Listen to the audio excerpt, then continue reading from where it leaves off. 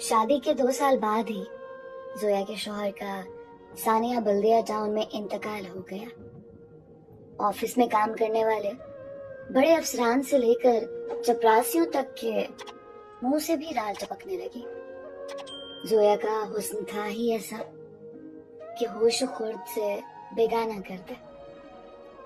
वो हुस्न जमाल का एक बाकमाल शाहकार थी। खुमार आलूद आंखें, घनेरे खुशबू भरे केसू और मधोश कुन सरापा सबके दिलों में हर वक्त हलचल मचाए रखता था। सानिया के इब्तिदाई दिनों में सभी उसका गम बांटते और सब्र की तलकीन से ढारस बंधाते रहे। ताहम थोड़े ही अरसे बाद जोया को महसूस होने लगा कि सभी हमदर्दी की आड़ में उसे अपना हमसफर बनाना चाहते हैं।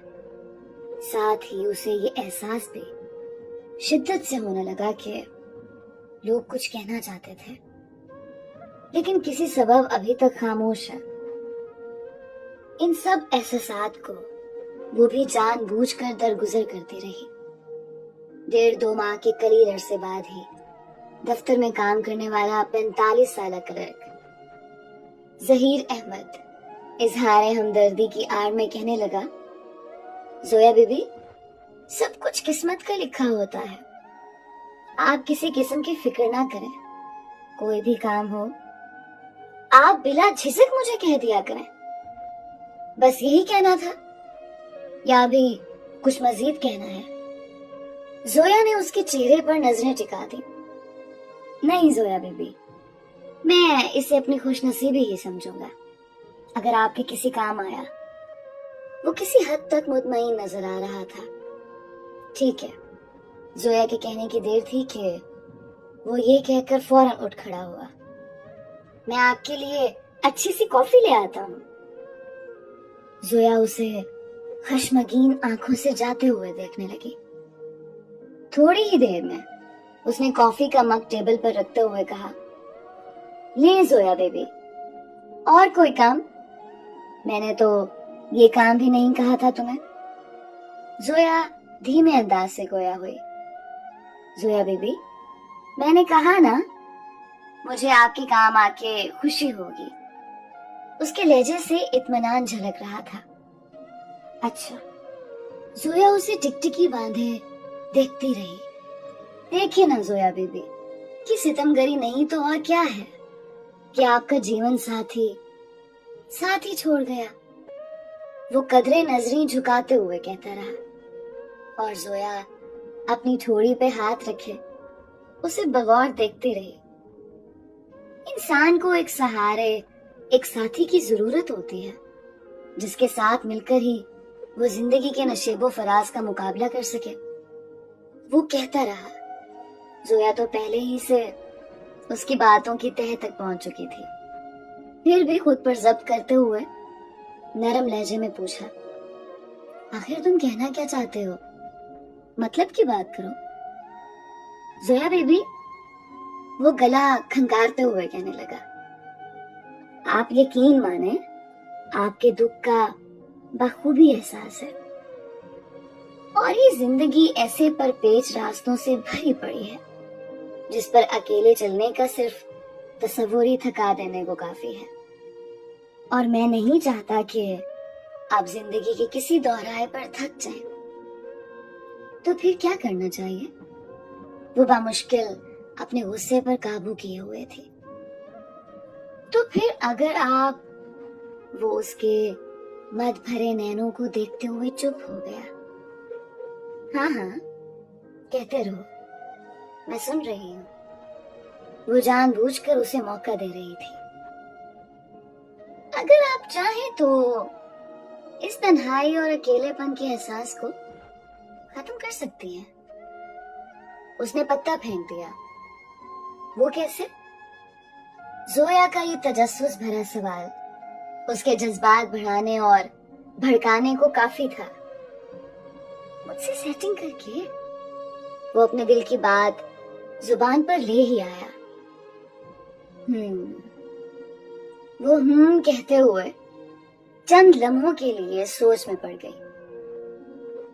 تو ظہیر کو لگا کہ اس کی کشتی پار لگ چکی، حسین خواب پلکوں کی زینت بننے لگے۔ تو سیٹنگ کرنے سے احساس تنہائی ختم ہو سکتا ہے؟ زویا کی بات سن کر اس کے دل میں عید کا سا سما چھانے لگا۔ وہ بے اختیار کہنے لگا، ہاں جی بالکل، کیوں نہیں؟ اس سے پہلے کہ میں تمہارے مشورے پر عمل کروں، کچھ پوچھ سکتے ہو؟ زویا نے اس کی آنکھوں میں آنکھیں ڈالتے ہوئے سوال پوچھا۔ جی ہاں، بالکل پوچھیں، آپ کو پورا حق ہے۔ وہ اپنے تئیں مطمئن ہو چکا تھا۔ میں نے سنا تھا کہ تمہاری بیٹی نے لو میرج کی ہے۔ جی ہاں، آپ نے ٹھیک سنا ہے۔ زویا کا سوال گو کہ موضوع سے ہٹ کے تھا، تاہم وہ پر اعتماد لہجے میں کہنے لگا، اور میں نے کبھی اس کے اس قدم سے اختلاف نہیں کیا، لیکن تمہارے داماد کے والدین کو تو اختلاف تھا، وہ بھی شدید، ہے نا؟ زویا نے ایک اور سوال داغا۔ جی ہاں، انہوں نے کبھی اس رشتے کو دل سے قبول نہیں کیا۔ اس نے قدرے اداس ہوتے ہوئے جواب دیا۔ تمہارا داماد اب کہاں ہے؟ زویا کا یہ سوال بھی موضوع سے ہٹ کے تھا، اس لیے اب وہ حیران ہونے لگا کہ آخر زویا یہ سب کیوں پوچھ رہی ہے۔ اسے 4 سال قبل دبئی میں غیر قانونی طور پر داخل ہونے پر موقع پر ہی پولیس مقابلے میں جان گنوانی پڑی۔ کہتے کہتے وہ افسردہ ہو گیا۔ اب تمہاری بیٹی کہاں ہے؟ میرے گھر میں ہے۔ زویا کے سوال پر اس نے بے ساختہ جواب دیا۔ اس کی سیٹنگ کروائی ہے؟ زویا کا یہ سوال نہیں بلکہ ایک بم تھا، جس میں صرف اس کے جسم کے ہی نہیں، ارمانوں کے بھی چتھڑے اڑ گئے۔ کیا بکواس کر رہی ہو میری بیٹی کے بارے میں؟ وہ چیخ کر بولا۔ زویا اطمینان سے طنزیہ مسکرائی۔ اسے خوشی ہوئی کہ وہ جو اس کی ذات پر حملہ کرنا چاہ رہی تھی وہ پورا ہو گیا۔ زویا اٹھ کھڑی ہوئی اور غصے سے چیختے ہوئے بولی، بے غیرت انسان، شرم اور رحم نام کی چیز تم لوگوں میں ہے ہی نہیں۔ اپنی بیٹی کا نام آیا تو تڑپ اٹھے، اور کیا میں کسی کی بیٹی نہیں ہوں؟ تم جیسے جانور مردوں کی وجہ سے اس معاشرے میں کسی بیوہ اور اکیلی عورت کا جینا محال ہے۔ لعنت ہو تم جیسے جانور اور غلیظ مردوں پر۔ نکل جاؤ۔ وہ وہاں سے نکل گیا اور زویا زور زور سے رونے لگی اور اپنے شوہر کو بہت یاد کرنے لگی۔